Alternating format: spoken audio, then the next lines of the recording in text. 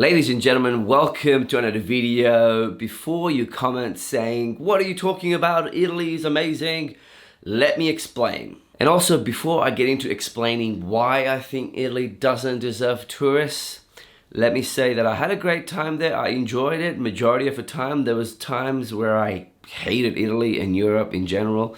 And I will explain to you why. But overall, it was okay. And I just hope that the Italian government and the people can do something about these issues to make it great for everybody. Now, having said that, let's jump right into the video. The reason I say that it doesn't deserve tourists, because I feel like not enough has been done to make sure that people are safe. Who am I kidding? Let me just tell you a story. The biggest and the worst experience I had in Europe was in Italy when I arrived in Naples. So down in Napoli, not many people go there, I think because, you know, everybody goes to Rome and upper like Venice. But anyway, I wanted to check it out and I went down south. Straight away, I was shocked. It looked like a third world country. There's rubbish everywhere. It was just insane. Now, I go to the tobacco shop, buy the bus ticket to get on the bus to go to my hostel. As I'm getting on the bus, I'm sitting there and, you know, everyone's chilling. A few minutes later, I get these two cops, or like undercover cops, come to me with flashing like a little police badge, but don't really know exactly what happened. It all happened very quickly. They flash that to me and say, your ticket. And I give my ticket to them. And then they say that, oh, your ticket is not valid. This is from yesterday. And I'm like, this is impossible because I just landed or just got off the train here 5 minutes ago.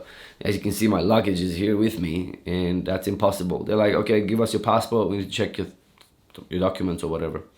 Documents. They don't even speak English very well either. So it's really difficult to communicate, obviously.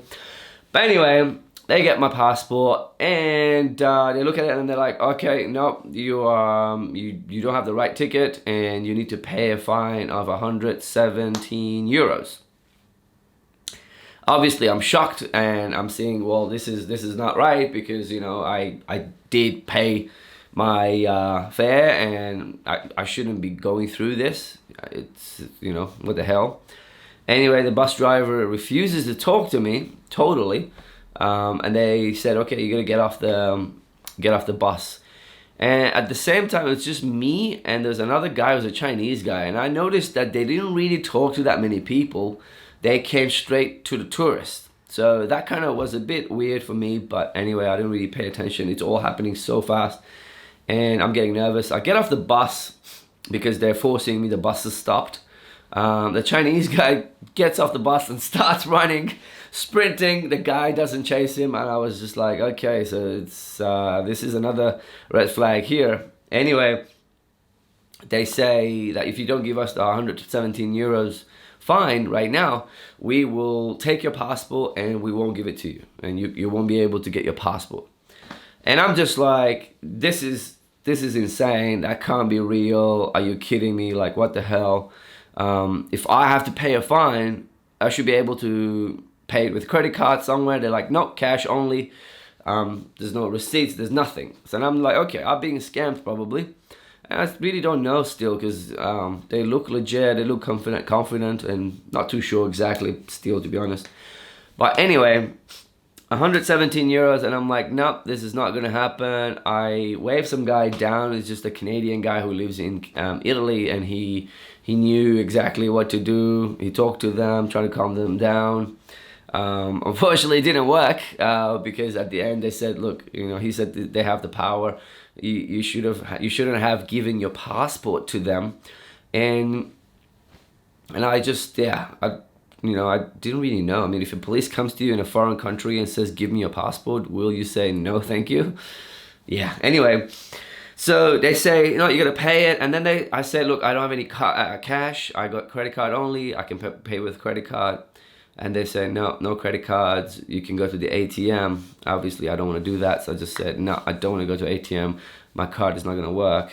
They said, let's go to your hostel, get your money from your hostel. I'm like, I don't have a hostel yet. I just arrived here. Anyway, I go in there and then they say, okay, give us 50 euros and we will let you go and you can just, you know, put all these behind. And I'm like, what? How come did I get a discount? Like, why am I getting a discount? That's weird. Oh, my wardrobe. You can see my suits. So the $50 euros to get a discount, essentially, to let me go, and I'm just like, no, I'm not gonna be able to do that. So then they get to the next level. They try to threaten me and they say, look, they try to play good cop, bad cop on me. They're like, we can call the cops. If the cop comes, they might, you know, be more serious. They might let you go, blah, blah, just take the chance now. I said, look, I've done nothing wrong and I'm not gonna do anything. No, I can't do it. I'm sorry. So what happens was that they start threatening me different things. Firstly, they say, okay, we are going to deport you back to Australia now, and if you, yeah, you know, if you're ready to go. Obviously, I'm just like, okay, you know what? Yeah, let's go back to Australia. I don't mind getting a free flight back home. You know, I've done quite a lot in Europe already, so yeah, let's do it. Then obviously they just said, nah, okay, this guy's not gonna budge. I just said, yep, nope, I don't have any money. I'm not gonna pay anything. Then next thing is they say, okay, we're going to block your passport. I'm like, okay, block my passport, how? They're like, you won't be able to travel Europe. I'm like, so I have to stay in Italy forever? They're like, basically, I'm like, okay, cool. You know what? I like Italy. I'll stay here. Perfect. And if I can't leave, I'll just say I can't leave. Let's do it. Let's do it. And obviously, they're still just there. They're just like, no, it's not going to happen. And I just say, look, let me go. I already have bad experience here. It's been 2 hours now already going back and forth. And this is just the first 15 minutes that I'm already in Naples. This has happened. Now later on, I did some research on TripAdvisor and I found out that there's quite a lot of people who have experienced the same thing. And it's essentially scam police or it's a undercover, I don't know if they're really bad police or scam police or exactly how it works, but essentially they target tourists and they try to rip them off, get some money.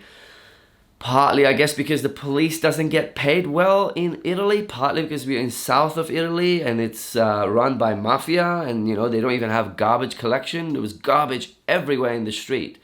It's insane. I went for a tour down some salt mines and some caves.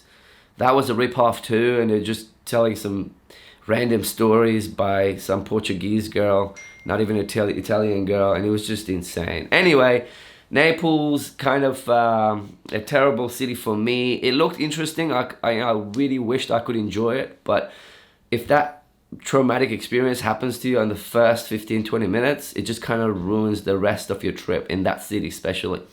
I did go down south like Positano, slightly overrated, Amalfi, even more overrated. And I left that area, I just went up to north to Cinque Terre, which was much more beautiful and more interesting without the scams actually. So I did have a great time in Milan, in Florence. Florence was good too. And also in Rome. A lot of people in Rome obviously, but overall, I think that was one major issue. So essentially, I feel like the government is not doing enough, the police is not doing enough to protect the tourists.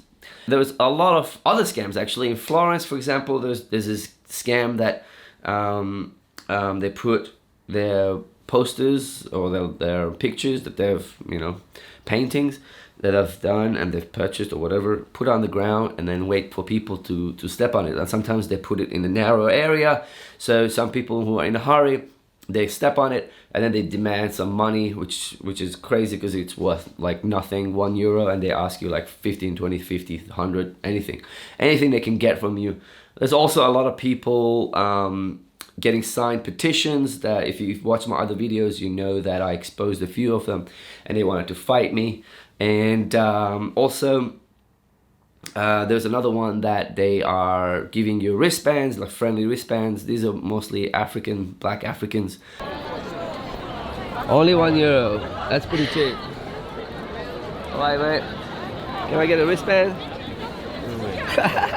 They did do that. I actually have a new video about that coming up. I interviewed them, and I essentially found out why they do this. Why is there?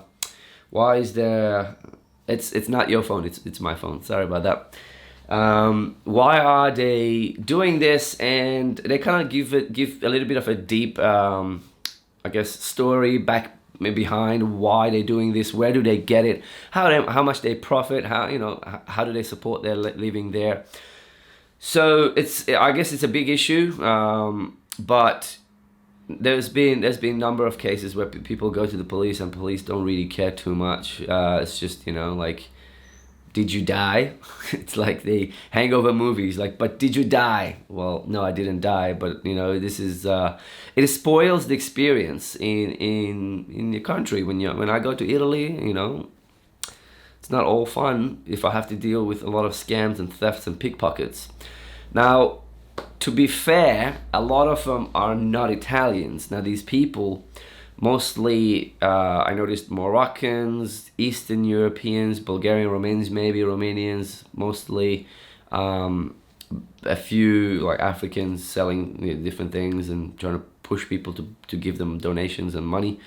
There's a lot of Indians hustling different products, trying to sell different things. Mostly Bangladesh, actually, I'd say, not really Indians. But overall, I think there needs to be more done. If this was the same thing that people were good treated in Australia as a tourist, I think we would lose a lot of money. And I think the Italian government needs to treat this seriously and take actions. Like, if there's somebody scamming people in the street by having paintings and threatening them to give them money, do something about it. Go and arrest them and say, hey, somebody complained, you're under arrest. Do something. And they need to do, obviously they got more issues and more things to worry about. But hey, this is one, and I think that's one of the reasons that I really didn't enjoy Italy. And I just felt like, overall, going around Europe, I felt like Italian government is not really investing in Italy.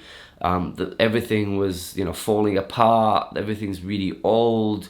To be honest, I really felt like it was a third world country. Obviously, some of the most beautiful spots in Europe are in Italy. The nature is amazing, but it's a shame that the government is not investing more into their people, into their infrastructure, and making things better and making everything safer for tourists and for the people who live there. So I guess in summary, this is why I didn't like Italy, and I feel like Italy doesn't deserve tourists.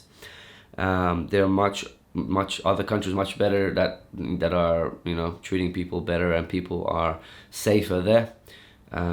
So yeah, that could be one reason not to go to Italy. Or if you are going to Italy, be prepared for these things that I mentioned. These are the top 3-4 scams that I came across, and I hate for you to be scammed, and I hate for you to have your experience ruined just because some people are not making enough money and they want to rip you off to make enough money. Anyway, if you enjoyed this video, like, share, subscribe. I'll see you in the next one. If you don't enjoy it, the truth sometimes hurts, so I understand, but there's more positive videos coming out soon. I'll see you in the next one, and yeah, have a good one.